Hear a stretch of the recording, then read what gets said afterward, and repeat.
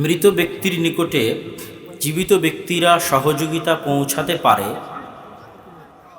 এর যে কয়েকটি মাধ্যম রয়েছে রাসূল সাল্লাল্লাহু আলাইহি ওয়াসাল্লামের স্বীকৃত, তার মধ্যে শারীরিক কোনো ইবাদত নেই যে ইবাদত দিয়ে মৃত ব্যক্তিকে আমরা সহযোগিতা করতে পারব।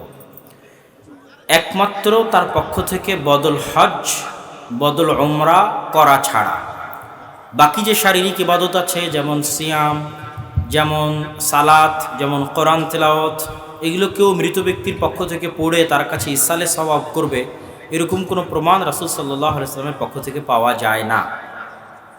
মৃত ব্যক্তির পক্ষ থেকে বদল হজ এবং বদল উমরা করা যায়, 1। 2, মৃত ব্যক্তির জন্য দোয়া করা যায়, মৃত ব্যক্তিকে আমরা সহযোগিতা করতে পারি দোয়ার মাধ্যমে। 3, মৃত ব্যক্তির নামে দান করা যায়, সেই দান মসজিদে হতে পারে, সেই দান মাদ্রাসায় হতে পারে। যদি মৃত ব্যক্তির পক্ষ থেকে দান করা হয় তো অবশ্যই সেই নেকি মৃত ব্যক্তির নিকটে পৌঁছবে। এই মর্মে রাসূল সাল্লাল্লাহু আলাইহি ওয়াসাল্লামের পক্ষ থেকে, সাহাবা ইকরামের পক্ষ থেকে অসংখ্য প্রমাণ এবং অগণিত দলিল রয়েছে। গরুর মাংস খাই বলে আমাদের বাড়িতে আমাদের আত্মীয়রা আসেন না, তাদের সাথে আত্মীয়তা না রাখলে গুনাহ হবে কি না? যদি আত্মীয় মুসলমান হয় তাহলে আমি তো না আসার কোনো কারণ বুঝি না। আর যদি আত্মীয় হিন্দু হয় তাহলে যৌক্তিক কারণ থাকতে পারে, তাদের ধর্মীয় দৃষ্টিকোণ থেকে তারা নাও আসতে চাইতে পারে। তো সেক্ষেত্রে আমি মনে করি যে আপনার জায়গা থেকে আপনি আত্মীয়তার সম্পর্ক রক্ষা করার সর্বোচ্চ চেষ্টা করবেন। সেক্ষেত্রে তারা যেই দিন আসবে সেই দিন আপনি গরুর মাংস রান্না করলেন না, কথার কথা, তাদের সাথে সম্পর্ক রক্ষা করার জন্য। আর বাকি অন্য দিন আপনি গরুর মাংস ভক্ষণ করলেন, তথা তাদের সাথে সম্পর্ক রক্ষার জন্য যতটুকু ছাড় দেওয়া যায় দেওয়া ভালো। তবে কোনো হালাল জিনিসকে মানুষ হারাম করতে পারে না, ওইটা আর একটা অপরাধ। যেহেতু গরুর মাংস খাওয়া হালাল, সেহেতু এটাকে হারাম করা আর একটা অপরাধ। আল্লাহ সুবহানাহু ওয়া তাআলার হালালান তাইয়্যিবা, হালাল জিনিস, হালাল রিজিক প্রত্যেক মানুষ খেতে পারে, এটাতে কেউ বাধা দিতে পারে না। জি শুক্রিয়া। এক ভাই এসএমএস এর মাধ্যমে জানতে চেয়েছেন, কেউ যদি মনে করে তার পীর গায়েবের খবর জানে তাহলে তার পিছনে নামাজ হবে কিনা? ইনদাহু মাফাতিহুল গায়বি লা ইয়ালামুহা ইল্লা হু, আল্লাহ সুবহানাহু ওয়া তাআলার নিকটে রয়েছে একমাত্র অদৃশ্যের জ্ঞান। অদৃশ্যের জ্ঞান তিনি ছাড়া আর কেউ জানেন না।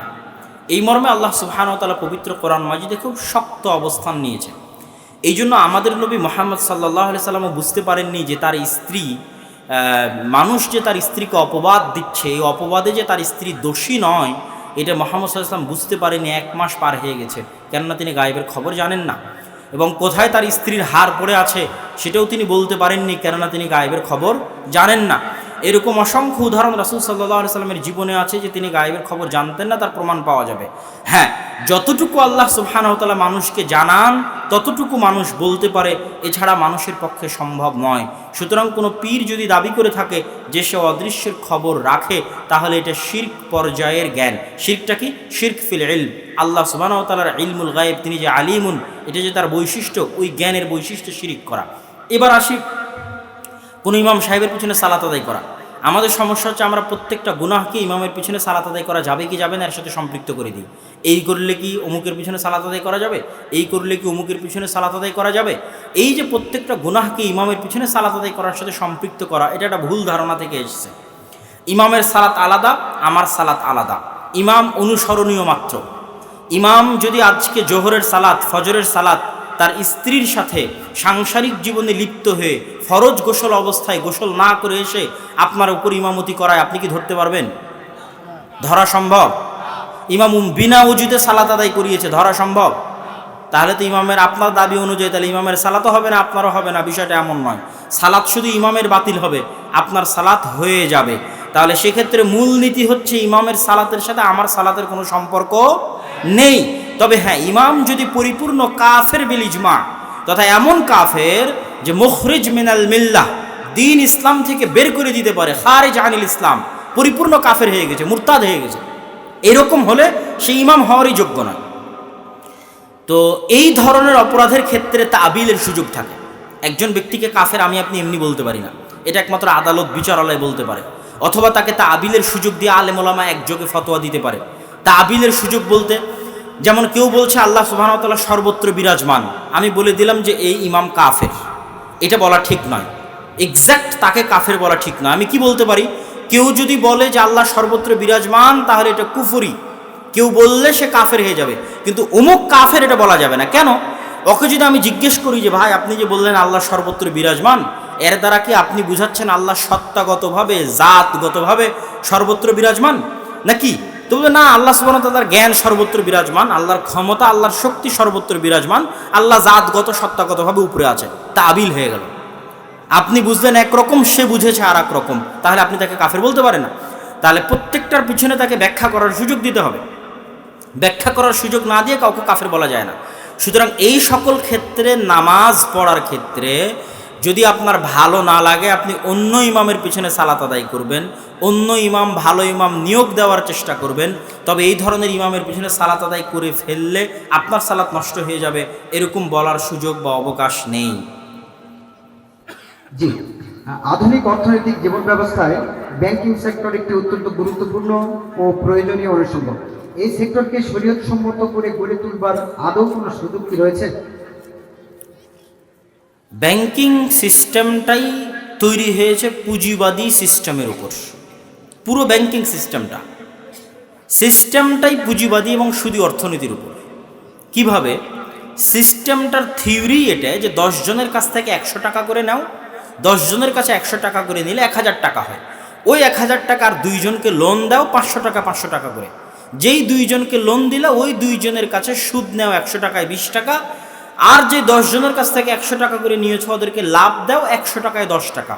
যে লোন নিল ওর কাছ থেকে নিলে 100 টাকায় 20 টাকা, যে আমানত জমা দিল ওকে দিলে 100 টাকায় 10 টাকা, মধ্যের 10 টাকা তোমার ব্যাংকের ইনকাম, 10 টাকা দিয়ে তোমার ব্যাংকের কর্মচারী চলবে, অফিসের চায়ের বিল হবে, অফিসের ভাড়া হবে, বিল্ডিংয়ের ভাড়া হবে, সব কিছু চলবে। এই যে সিস্টেম, এই সিস্টেমটা টোটাল সুদী এবং পুঁজিবাদী অর্থনীতি। কেন? আমার ইসলামী অর্থনীতির উপর যে বিস্তারিত বক্তব্য এবার দিয়েছি সেখানে আপনারা শুনবেন যে টাকার নিজস্ব গতি আছে, নদীর মতো। নদীর যেমন নিজস্ব গতি আছে, আপনি এটাকে বাধাগ্রস্ত করতে পারেন না। তো টাকার নিজস্ব গতি হচ্ছে আমার পকেট থেকে টাকা বের হয়ে এনার পকেটে যাবে না যদি না মধ্যখানে একটা কলম বিক্রি হয়, একটা খাতা বিক্রি হয়, ধান, গম, চাল, উট কিছু না কিছু বিক্রি হতে হবে।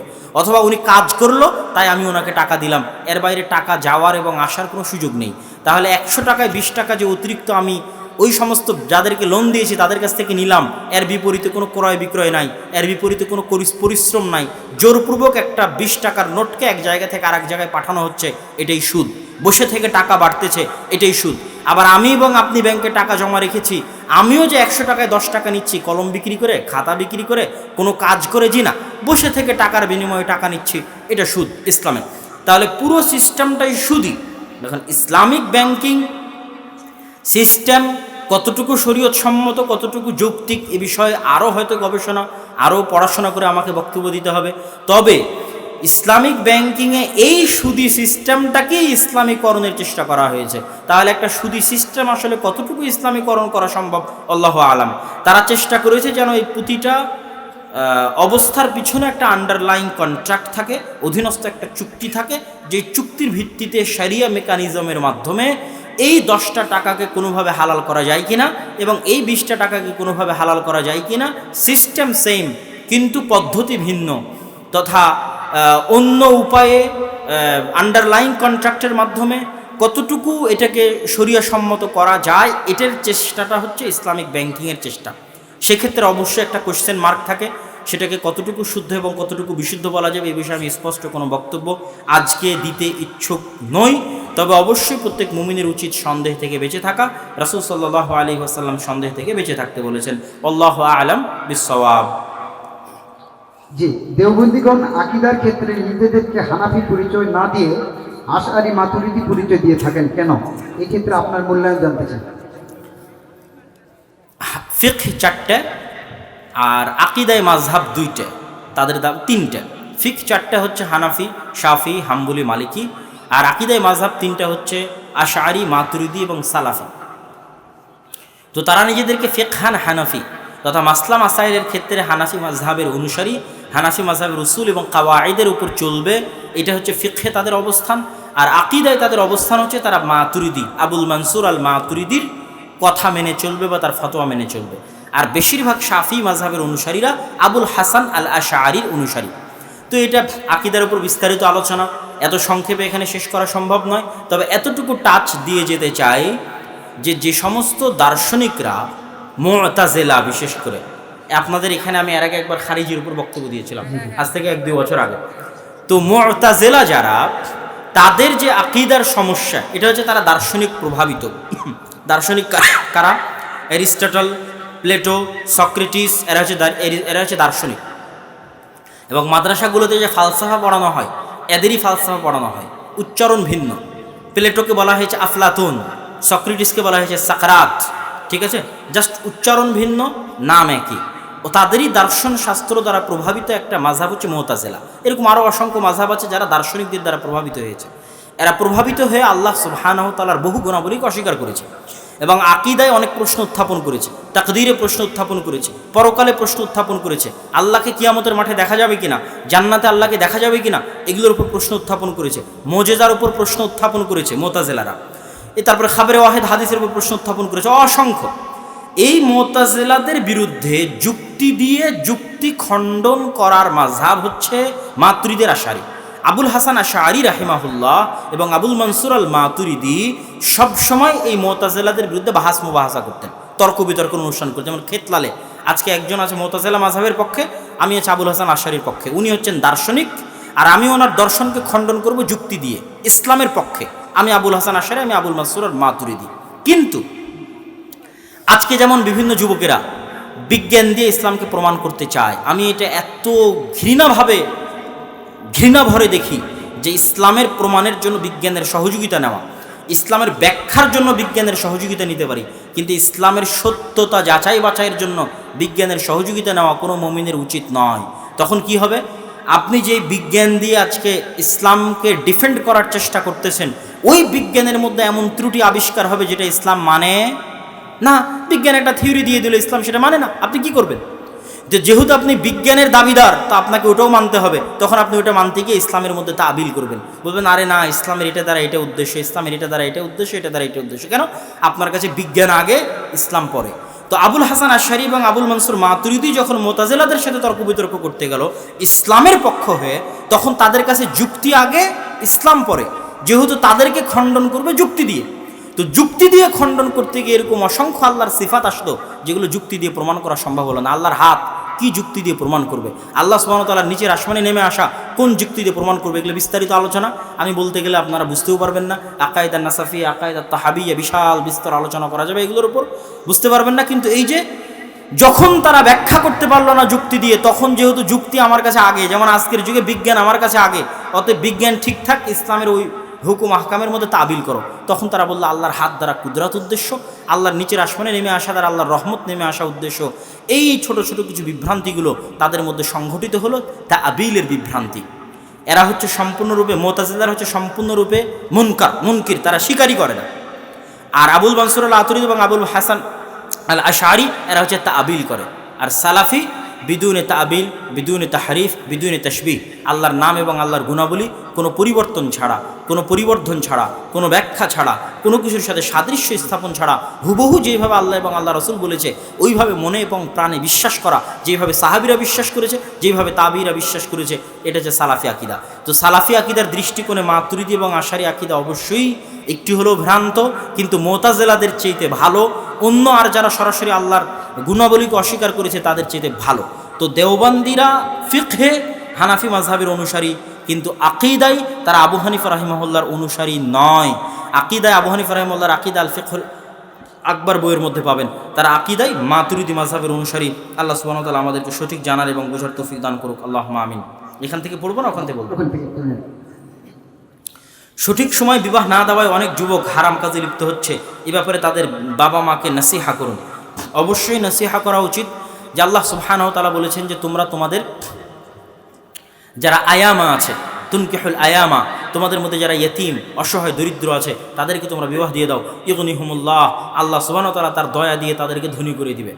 তো বিবাহের ক্ষেত্রে অবশ্যই যদি পিতামাতার সামর্থ্য থাকে, পিতামাতার স্বাবলম্বিতা থাকে, তো পিতামাতার উচিত সন্তান সন্ততিকে যত দ্রুত সম্ভব তত দ্রুত বিবাহ দেওয়া। বিবাহের কোনো বয়স ইসলামে নির্ধারণ নেই।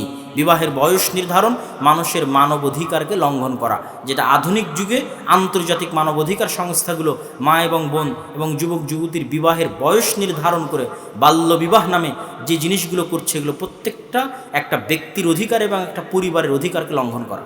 জি শুক্রিয়া। মুসলিমদের মাঝে নিজেদেরকে আহলুল হাদিস বা সালাফি বলে পরিচয় দেওয়ার রীতি বা প্রবণতা কবে থেকে চালু হয়েছে? ইদা ওয়াকাআতিল ফিতনা, যখন ফিতনা সংঘটিত হলো, ক্বালু সাম্মু লানা রিজালাকুম ফাইযা কানা মিন আহলিস সুন্নাহ, যদি সে আহলুস সুন্নাহর অনুসারী হয় আমরা তার হাদিস গ্রহণ করি, ওয়া ইন কানা মিন আহলিল বিদআহ, আর যদি আহলিল বিদআর অনুসারী হয় আমরা তার হাদিস গ্রহণ করি না। ওয়াকাআতিল ফিতনা দ্বারা উদ্দেশ্য কি? কাতল উসমান ইবনে আফফান রাদিয়াল্লাহু তাআলা আনহুর হত্যা। উসমান বিন আফফান রাদিয়াল্লাহু তাআলা আনহুর হত্যার আগ পর্যন্ত ইসলামে কোনো ফিতনা ছিল না। উসমান বিন আফফানের হত্যার দ্বারা ফিতনা সংঘটিত হলো, এবং ফিতনা সংঘটিত হওয়ার ফলে আকীদায় বিভ্রান্তি রাজনীতির কারণে সর্বপ্রথম এসেছে। রাজনীতি, পলিটিক্স, স্বার্থ পরে। ইসলামে আকীদায় বিভ্রান্তি এসেছে সর্বপ্রথম পলিটিক্যাল কারণে। শিয়া এবং খারিজি এই দুইটা মাযহাবের উত্থান ঘটেছে পলিটিক্যাল কারণে, এবং আজ পর্যন্ত শিয়া এবং খারিজি মাযহাব পৃথিবীতে বিরাজ করে মূলত পলিটিক্যাল পয়েন্ট অফ ভিউ থেকে। তাহলে পলিটিক্যাল কারণে দুইটা মাযহাবের উত্থান ঘটলো আলী রাদিয়াল্লাহু তাআলা আনহুর জীবদ্দশায়। যখন চতুর্থ খালিফা রাশিদিনের মধ্যে চতুর্থ খলিফা জীবিত, তখন তিনি একসাথে দুই ফেরকার বিরুদ্ধে যুদ্ধ করেছেন, শিয়া ফেরকার বিরুদ্ধে এবং খারিজি ফেরকার বিরুদ্ধে, এবং আব্দুল্লাহ বিন আব্বাসকে পাঠিয়ে খারিজিদেরকে হেদায়েত করার চেষ্টা করেছেন। কিতাবুর রিসালার মধ্যে ইমাম শাফি লম্বা তর্ক বিতর্ক নিয়ে এসেছে আব্দুল্লাহ বিন আব্বাসের সাথে খারিজিদের বিশাল লম্বা তর্ক বিতর্ক। আর আলী রাদিয়াল্লাহু তাআলা আনহু এই সমস্ত গালি যারা শিয়া ছিল, রাফিজি ছিল, এদেরকে আগুনে পুড়িয়ে হত্যা করেছেন। যদি তিনি পরে বলেছেন আমি যদি আগে আল্লাহ রাসূলের হাদিস জানতাম তাহলে তাদেরকে আগুনে পুড়িয়ে হত্যা করতাম না, কিন্তু এই দুই ফেরকার বিরুদ্ধে তিনি যুদ্ধ করেছেন, খারিজির বিরুদ্ধে, শিয়ার বিরুদ্ধে। তো যখনই এই দুইটা ফেরকার উত্থান ঘটলো তখন আর বাকি সাহাবিরা কি থেকে নিজেদেরকে তাদের থেকে আলাদা করবে? তাদের কাছে দুটোই অস্ত্র ছিল তাদের থেকে আলাদা করার। এক, খারিজিরা কোরআনের ব্যাখ্যা নিজের মতো করছে। আব্দুল্লাহ বিন আব্বাস ওদেরকে বলছে তোমরা যে আয়াত থেকে এই দলিল নিচ্ছে এর দ্বারা এটা উদ্দেশ্য, তো ওরা নিজের মতো ব্যাখ্যা করছে। তখনই তো যখন ওরা নিজের মতো ব্যাখ্যা করছে, তো আব্দুল্লাহ বিন আব্বাস আল্লাহ রাসূলের হাদিস দিয়ে ব্যাখ্যা করছে। তাহলে পার্থক্য কি তৈরি হলো? যে আমি কোরআন বুঝবো হাদিস এবং সুন্নাত অনুযায়ী, তুমি কোরআন বুঝবা তোমার নিজের বুঝ অনুযায়ী। ওখান থেকে নাম চলে আসলো আহলুস সুন্নাহ, আহলুল হাদিস। পরের বাক্য, এবার খারিজিরা কি করলো? সাহাবীরা সব কাফের, আলী রাদিয়াল্লাহু তাআলা কাফের, মুআবিয়া রাদিয়াল্লাহু তাআলা কাফের। শিয়ারা কি করলো? 5 জন সাহাবী ব্যতীত বাকি সব সাহাবী কাফের। আবু বকর রাদিয়াল্লাহু তাআলা কাফের, ওমর রাদিয়াল্লাহু তাআলা কাফের, আয়েশা রাদিয়াল্লাহু তাআলা কাফের, নাউজুবিল্লাহ। তাহলে দ্বিতীয় পয়েন্ট যুক্ত হলো, বাপরে বাপ, যারা আল্লাহ রাসূলের সাথে ছিল এদেরকে যদি কেউ কাফের বলে এ তো পথভ্রষ্ট। তাহলে আরেকটা শব্দ যুক্ত করো, ওয়াল জামাআহ, জামাআতুস সাহাবাহ তথা আহলুস সুন্নাহ ওয়াল জামাআহ। আমরা কোরআন বুঝবো সুন্নাত এবং হাদিস অনুযায়ী, আর জামাআতুস সাহাবা তথা সাহাবীদের জামাতের অনুসারী। সব সাহাবী ন্যায়পরায়ণ, সব সাহাবী সৎ, সব সাহাবী রাসূল সাল্লাল্লাহু আলাইহি ওয়াসাল্লামের সাহাবী, তাদের গালিগালাজ করা যাবে না, তারা কেউ কাফের নয়। এই দুই মানদণ্ডের উপর বাতিল ফেরকা থেকে নিজেদেরকে সাহাবীরা আলাদা করে নিল। সাহাবীরা যখন নিজেদেরকে আহলুস সুন্নাহ ওয়াল জামাআহ বলে আলাদা করে নিল, তারপর সাহাবীদের যুগ থেকে শুরু হয়ে গেল আজ পর্যন্ত মানদণ্ড এই দুটেই। কোরআন বুঝতে হবে হাদিস দিয়ে, আর সাহাবীদের সম্মান রক্ষা করতে হবে। এই দুইটার যদি খণ্ডন হয় তাহলে বুঝতে হবে ও পথভ্রষ্ট। তাহলে এটা আজকে নয়, সাহাবীদের যুগ থেকে। তিরমিজি, ইমাম তিরমিজি রাহিমাহুল্লাহ কত আগের, 275, 277, তার আগের 250 হিজরির সময় তিনি বই পুস্তক লিখেছেন। তার বইয়ের মধ্যে অন্তত 300 জায়গার বেশি তিনি আহলুল হাদিস শব্দ ব্যবহার করেছে। কিতাবুর রিসালা ইমাম শাফি 150 হিজরিতে ইমাম শাফি রাহিমাহুল্লাহ জন্মগ্রহণ করেছেন। তো যদি ধরি 200 হিজরির দিকে ইমাম শাফি রাহিমাহুল্লাহ তার এই বই লিখেছে, 170, 180 দিকে লিখেছে, তো কিতাবুর রিসালার মধ্যে তিনি আহলুল হাদিস শব্দ ব্যবহার করেছে। কিতাবুল উম্মের মধ্যে তিনি আহলুল হাদিস শব্দ ব্যবহার করেছে। সুফিয়ান বিন সাঈদ আস-সাউরি তারা আহলুল হাদিস শব্দ ব্যবহার করেছে। তো আহলুল হাদিস শব্দ বা আহলুস সুন্নাহ শব্দ সাহাবীদের যুগ থেকে, তাবিঈদের যুগ থেকে চলে এসেছে। এটা আজকের যুগে তৈরি করা কিছু নয়। আল্লাহ সুবহানাহু ওয়া তাআলা আমাদেরকে সঠিক বুঝার তৌফিক দান করুক। লড়াইয়ে টিকে থাকতে হয়। এই জন্য যত গুনাহ আপনি লিপ্ত আছেন, যে যত আপনি বিড়ি খান, সিগারেট খান, তামাক খান, জর্দা খান, গুল খান, জুয়া খেলেন, হারাম খান, যত গুনাহ আছে সকল গুনাহের একটাই ঔষধ আর একটাই রোগ। সকল গুনাহের একটাই রোগ যে আপনার অন্তরের উপর শয়তানের কন্ট্রোল ক্ষমতা আছে, তাই গুনাহ থেকে বের হতে পারছেন না। কি দিয়ে বের হবেন? সালাত দিয়ে বের হওয়া সম্ভব। 40 দিন 5 ওয়াক্ত সালাত জামাতে আদায় করলে অন্তর শয়তানের বিরুদ্ধে যুদ্ধ করা শিখবে। তখন আস্তে আস্তে এই অন্তরের উপর শয়তানের প্রভাব কমবে। যত গুনাহে আপনি লিপ্ত থাকেন না কেন, প্রত্যেক প্রত্যেকটা গুনাহ থেকে বের হওয়া সম্ভব যদি আপনি সালাতের মাধ্যমে এই হৃদয়কে প্রশিক্ষিত করেন শয়তানের বিরুদ্ধে যুদ্ধ করার জন্য। এই জন্য আল্লাহ বলছেন ইন্না সালাতা তানহা আনিল ফাহশাই ওয়াল মুনকার, তথা সালাত মানুষকে খারাপ কাজ থেকে বিরত থাকতে বাধা দেয়। কিভাবে? এইভাবে সালাতের মাধ্যমে হৃদয় প্রশিক্ষিত হয়, শয়তানের বিরুদ্ধে যুদ্ধের জন্য শক্তিশালী হয়। তখন সকল গুনাহ করা অতটা সহজ হয় না, কঠিন হয়ে যায়। চিন্তা ভাবনা করে শয়তান বলল আর আপনি শুনলেন, এরকম তখন হয় না। আপনি তখন চিন্তা ভাবনা করবেন এটা করা আমার ঠিক কিনা, কেননা তখন হালকা হলেও আপনার হৃদয়ের উপর নিজের কন্ট্রোল ক্ষমতা আছে। আর যতক্ষণ সালাত আদায় করেননি, অন্তত 40 দিন টানা 5 ওয়াক্ত সালাত মসজিদে আদায় করেননি, ততক্ষণ আপনার হৃদয়ের উপর আপনার কোনো কন্ট্রোল ক্ষমতা নেই। সম্মানিত উপস্থিতি, এই জন্য ইসলামের যত হুকুম আহকাম আছে প্রত্যেকটা হুকুম আহকাম শয়তানের বিরুদ্ধে প্রয়োগ করা হয়েছে। আমি কিছুক্ষণ পর আপনাদের দেখাবো। তার আগে তৃতীয় উপায়ে চলে যাই, শয়তানের কন্ট্রোল থেকে নিজের নফসকে বের করার তৃতীয় উপায়। এই তৃতীয় উপায় বলতে গিয়ে ইবনুল কাইয়িম রাহিমাহুল্লাহ বলছেন, মানুষের হৃদয়কে কন্ট্রোল করার জন্য, ধ্বংস করার জন্য, জাহান্নামে নিয়ে যাওয়ার জন্য এই গোটা বডির মধ্যে 3টে ভয়ঙ্কর অস্ত্র আছে শয়তানের। 3টে ভয়ঙ্করতম অস্ত্র আছে, যে অস্ত্র দিয়ে শয়তান হামলা করে মানুষের হৃদয়ের উপর। হামলা শব্দ ব্যবহার করেছেন ইবনুল কাইয়িম, অস্ত্র শব্দ ব্যবহার করেছেন ইবনুল কাইয়িম। যে 3টা ভয়ঙ্কর অস্ত্র আছে আমাদের এই বডির মধ্যে, যেই 3টা ভয়ঙ্কর অস্ত্র দিয়ে শয়তান আমাদের নফসের উপর আক্রমণ করে। এক, সবচেয়ে ভয়ঙ্কর অস্ত্র, সবচেয়ে খাতারনাক অস্ত্র, সবচেয়ে ভয়াবহ অস্ত্র, যেই অস্ত্র দিয়ে এক ক্লিকে মানুষকে সবচেয়ে সহজ উপায়ে জাহান্নামে নিয়ে যাওয়া যায়। 1 সেকেন্ডে, চোখের পলকে জাহান্নাম, একদম চোখের পলক পড়া মাত্র জাহান্নাম। শয়তান খালি ক্লিক করবে, জাহান্নামে চলে যাবে, মানুষ বুঝতেও পারবে না জাহান্নামে চলে গেছে। এত সিম্পল, এত সহজভাবে আর কোনো ভয়ঙ্কর অস্ত্র এই বডিতে নাই, যে অস্ত্র দিয়ে শয়তান মানুষকে চোখের পলকে একটা সিম্পল ক্লিকে জাহান্নামে নিয়ে যেতে পারে। সে অস্ত্রটা হচ্ছে জিহ্বা। সেটা কি বলেন তো? ইবনুল কাইয়িম রাহিমাহুল্লাহ বলছেন এই ভয়ঙ্কর অস্ত্র হচ্ছে জিহ্বা। শয়তান বলছে ওকে গালি দে, গালি দিয়ে দিচ্ছে, বলছে আর গীবত কর, সেকেন্ডে গীবত করে ফেলতেছে, এক গীবতে জাহান্নাম।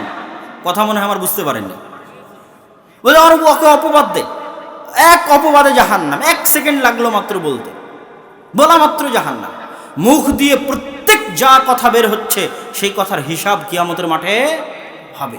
এখন কোন কথার কারণে যে আপনি জাহান্নামে চলে যাবেন নিজেও জানেন না। তাহলে শয়তানের সবচেয়ে সহজ আর মজার উপায় মানুষকে জাহান্নামে নিয়ে যাওয়ার জন্য, মানুষ বুঝতেই পারবে না কখনো জাহান্নামে চলে গেছে, শয়তান বলা মাত্র বাস্তবায়ন করবে, সেটা হচ্ছে জিহ্বা। এই ইবনুল কাইয়িম রাহিমাহুল্লাহ জিহ্বার কথা বলতে গিয়ে রাসূল সাল্লাল্লাহু আলাইহি ওয়াসাল্লাম অসংখ্য হাদিস পেশ করেছেন, যা আপনাদের জানা। শ্রদ্ধেয় শেখ আব্দুর রাজ্জাক বিন ইউসুফের বক্তব্য আপনারা বহুদিন শুনেছেন যে মানুষ জাহান্নামে সবচেয়ে বেশি নিক্ষিপ্ত হবে আলা আলসিনাতিহিম, জিহ্বার উপর ভর করে টেনে ছেঁচে জাহান্নামে নিয়ে যাওয়া হবে সবচেয়ে বেশি। এত সহজে শয়তান যদি বলে এই জেনা কর, শয়তানের অর্ডার নফসের কাছে, জেনা করা এত সহজ নয়। প্ল্যান লাগে, পরিকল্পনা লাগে, সমাজ ব্যবস্থা কঠিন হলে, স্বামী স্ত্রী পরিবারের মান সম্মান থাকলে অত সহজ হয় না। শয়তান বলে আরে ওকে হত্যা কর, ওকে হত্যা করতে প্ল্যান, পরিকল্পনা, প্রবলেম সব কিছু করে হত্যা করতে পারবে কিনা জানে না। তাহলে প্রত্যেকটা গুনাহ শয়তানের জন্য করানো কত সহজ। শয়তান বলে আরে ওকে গালি দে, বলা মাত্রই গালি দিয়ে দিল। আরে ওর গীবত কর, বলা মাত্রই গীবত করলো। আরে ওকে অপবাদ দে, বলা মাত্রই অপবাদ দিয়ে দিল। তাহলে শয়তানের সবচেয়ে সহজে কাবুতে নিয়ে আসতে পারে মানুষের নফসকে, আর চোখের পলকে ফাট করে মানুষকে কল্পনার জগতে নিয়ে গিয়ে জাহান্নামে 1 সেকেন্ডে, সেটা হচ্ছে জিহ্বা। ইবনুল কাইয়িম বলছেন শয়তানের কবল থেকে যদি মানুষ তার নফসকে বাঁচাতে চায় তাহলে আগে মুখ বন্ধ রাখতে হবে। খুললে কোনটা বললে যে জাহান্নাম কে জানে। অতএব শয়তান থেকে যদি বাঁচতে চাও তো মুখ কি করো? মুখ কি করো? বন্ধ করো। আর যদি জিহ্বা খোলে, এটা ভয়ঙ্কর অস্ত্র, এটা খুব ভয়ঙ্কর। যদি খোলে তাহলে যেন এটা বলে খোলে আল্লাহু আকবার, সুবহানাল্লাহ, আলহামদুলিল্লাহ, লা ইলাহা ইল্লাল্লাহ।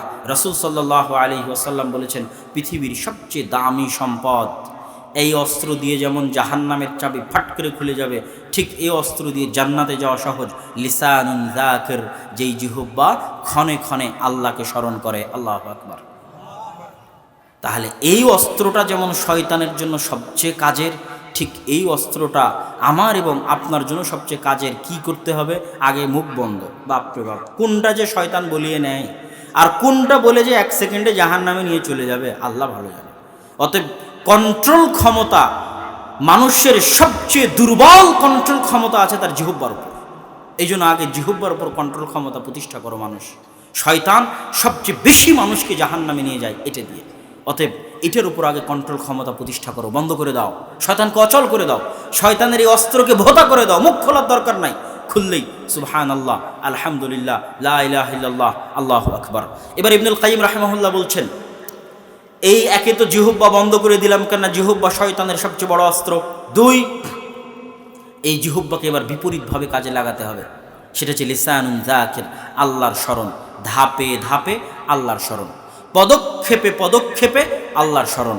এবার ধাপে ধাপে আল্লাহর স্মরণের বর্ণনা স্বয়ং রাসূল সাল্লাল্লাহু আলাইহি ওয়াসাল্লাম ইসলামে দিয়েছে। আইনে রাসূল দোয়া অধ্যায় বই যদি আপনাদের বাসায় থাকে, না থাকলে আজকে যদি কিনেন, কিনা সম্ভব না হলে আপনাদের মোবাইলে দোয়া অধ্যায় অ্যাপস, আইনে রাসূল দোয়া অধ্যায় প্লে স্টোরে গিয়ে দোয়া অধ্যায় অ্যাপস যদি ইনস্টল করেন, সেখানে আইনে রাসূল দোয়া অধ্যায় বই যত দোয়া দেওয়া আছে বা কোরআন এবং হাদিসে যত দোয়া আছে, প্রত্যেকটা দোয়া শয়তানের বিরুদ্ধে। কার বিরুদ্ধে? শয়তানের বিরুদ্ধে। এটা ইবনুল কাইয়িম রাহিমাহুল্লাহ একের পর এক প্রমাণ পেশ করছেন। যেমন রাসূল সাল্লাল্লাহু আলাইহি ওয়াসাল্লাম বলেছেন, ইযা দাখালা আহাদুকুম ফি বাইতিহি ওয়া লাম ইয়াযকুর ইসমাল্লাহ, যখন তোমাদের কেউ বাড়িতে প্রবেশ করে তখন সে যেন বলে আসসালামু আলাইকুম। আসসালামু আলাইকুম যদি বলে, শয়তান বলবে লা মাবিতা লাকুম ওয়া লা আশা লাকুম, এই তোমাদের এই বাড়িতে থাকার জায়গা নেই, খাওয়ার জায়গা নেই, পালাও। আর যদি আসসালামু আলাইকুম না বলে, বলবে এখানেই থাকো, এখানেই খাও। দিলাম সালাম, বিরুদ্ধে গেল কার? কার বিরুদ্ধে গেল? শয়তান। বলে যদি তোমাদের কেউ খেতে বসে, বলবে বিসমিল্লাহ, বিসমিল্লাহ বললে শয়তান খাবে না, না বললে শয়তান তার সাথে খাবে। বললাম বিসমিল্লাহ, গেল কার বিরুদ্ধে? শয়তানের। প্রত্যেকটা দোয়াকে রাসূল সাল্লাল্লাহু আলাইহি সাল্লাম শয়তানের সাথে কানেক্ট করেছেন, শয়তানের সাথে রিলেট করেছেন। এখন প্রতিটা মানুষ যদি নিজের জীবনের ধাপে ধাপে, একে তো মুখ বন্ধ, মুখে কোনো কথা নেই, কিন্তু জীবনের প্রতিটা ধাপে ধাপে ও আল্লাহকে স্মরণ করছে। বাড়িতে ঢুকলে বলছে আসসালামু আলাইকুম ওয়া রাহমাতুল্লাহ, বাড়ি থেকে বের হলে বলছে আসসালামু আলাইকুম ওয়া রাহমাতুল্লাহ, বাড়ি থেকে বের হলে বলছে বিসমিল্লাহি তাওয়াক্কালতু আলাল্লাহ লা হাওলা ওয়ালা কুওয়াতা ইল্লা বিল্লাহ, বাথরুমে প্রবেশ করলে বলছে আল্লাহুম্মা ইন্না আউযু বিকা মিনাল খুবুসি ওয়াল খাবাইস, টয়লেট থেকে বের হলে বলছে গুফরানাকা, গাড়িতে উঠলে বলছে সুবহানাল্লাযী সাখখারা লানা হাযা ওয়া মা কুন্না লাহু মুকরিনিন ওয়া ইন্না ইলা রাব্বিনা লামুনকালিবুন। এইভাবে প্রতিটা ধাপে ধাপে ও দোয়ার ব্যবহার করতেছে। তাহলে ওই ব্যক্তির গোটা শরীরের বাইরে শয়তানের বিরুদ্ধে এমন শক্তিশালী বর্ম, এমন শক্তিশালী বুদ্ধ এবং দুর্গ তৈরি হয় যে পৃথিবীর কোনো শয়তানি শক্তি, অনেকগুলো শয়তানি শক্তি আছে, জাদু শয়তানি শক্তি, টোনা শয়তানি শক্তি, বদনজর শয়তানি শক্তি, শয়তানের ওয়াসওয়াসা শয়তানি শক্তি, পৃথিবীর কোনো শয়তানি শক্তি, কোনো জাদু, কোনো টোনা, কোনো বদনজর, কোনো কুদৃষ্টি, কোনো শয়তানের ওয়াসওয়াসা, কোনো কিছু এই বুদ্ধ, এই দুর্গ ভেদ করে মানুষের শরীরে প্রবেশ করতে পারবে না। এই প্রত্যেকটা দোয়া হচ্ছে এরকম বিশাল অস্ত্র।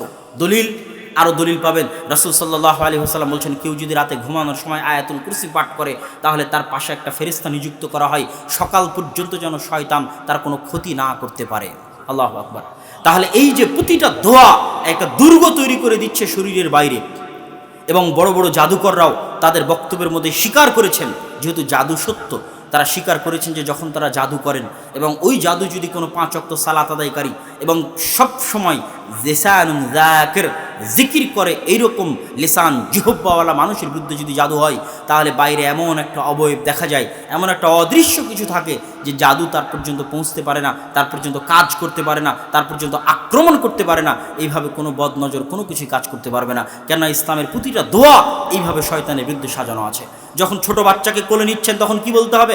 আউযু বিকালিমাতিল্লাহি তাম্মা মিন কুল্লি শাইতান ওয়া হাম্মা ওয়া মিন কুল্লি আইনিন লাম্মা। অন্য আলতু ফালতু কথা বাদ দিয়ে, আদর যত্নের অসংখ্য কথা বাদ দিয়ে আগে এই দোয়া পড়তে হবে। এটার মাধ্যমে আপনার ছোট বাচ্চাকে আপনি শয়তানের কবল থেকে পরিত্রাণ চাচ্ছেন। নাস, ফালাক, ইখলাস শয়তানের কবল থেকে পরিত্রাণ চাচ্ছেন। আয়াতুল কুরসি, সূরা ফাতিহা, সূরা বাকারার শেষ 2 আয়াত শয়তানের কবল থেকে পরিত্রাণ চাচ্ছেন। সম্মানিত উপস্থিতি, এই সকল আলোচনার সারমর্ম হচ্ছে যে শয়তানের সবচেয়ে ভয়ঙ্কর অস্ত্র জিহ্বা।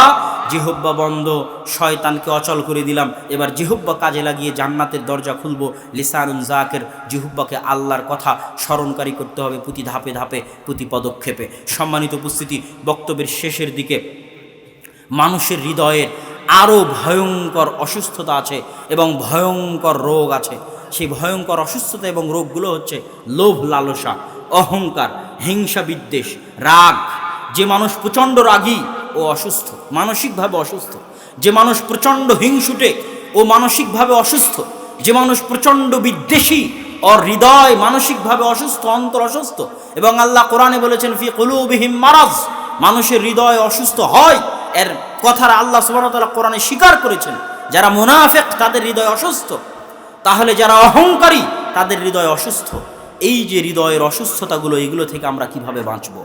এই হৃদয়ের অসুস্থতাগুলো নিয়ে কি জান্নাতে যাওয়া সম্ভব?